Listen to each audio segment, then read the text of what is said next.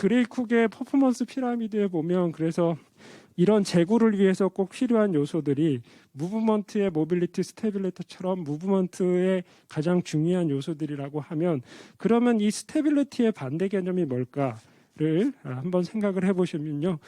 이 스테빌리티를 안정성이라고 얘기하면 반대 개념이 베리어빌리티입니다. 가변성입니다. 저희가 사실은 운동선수한테 버려야 될 가장 첫 번째 덕목처럼 항상 얘기해 왔던 것이 이 가변성이죠. 왜냐하면 할 때마다 계속 동작이 바뀌는 걸 가변성이라고 이야기를 합니다. 그런데 최근에 제가 이게 2년 전쯤에 이 논문을 발견하고 저도 깜짝 놀랐죠.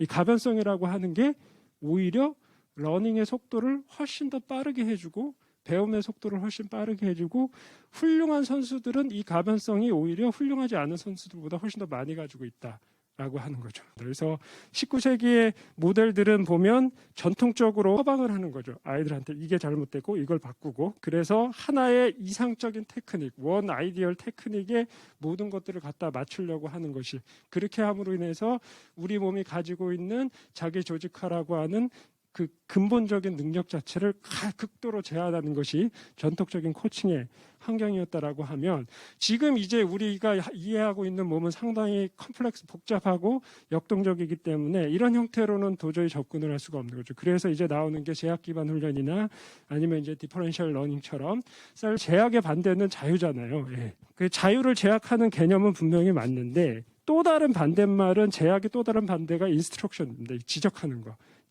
하나하나씩 가르치는 거, 지적질하는 거. 그러면 인스트럭션은 자유도를 가장 많이 제약하는 방법이죠. 그거 하나만 해야 되니까 다른 모든 자유들을 버려야 되는 거고 자유도의 끝은 완전한 자유죠. 방임이죠.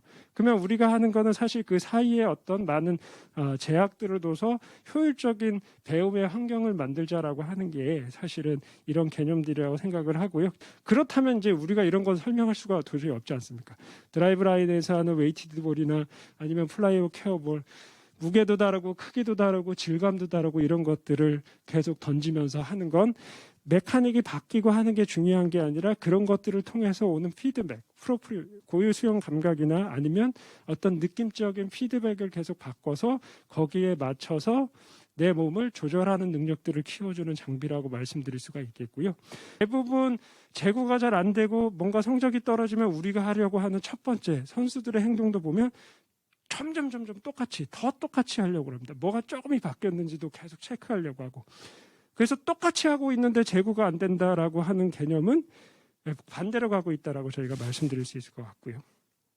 이 생각이 딱 났습니다. 우리가 이런 체인으로 돼 있는 무기를 사용한다라고 가정을 하면 그 무기로 우리가 원하는 목적지를 타격만 하면 되는데 실제로 이런 걸 가지고 해보면 할 때마다 이 체인의 움직임은 저희가 절대 컨트롤할 수가 없습니다. 그리고 할 때마다 변합니다. 그런데 숙달된 사람은 동일한 곳을 계속 타격을 합니다. 그 이유는 뭐냐면 체인을 움직일 때 이 체인 자체에서 피드백이 옵니다. 그러면 저희가 이 손으로 감지를 할 수 있거든요. 그러니까 타겟을 치기 전에도 우리가 감지를 해서 미세하게 조절을 할 수 있습니다.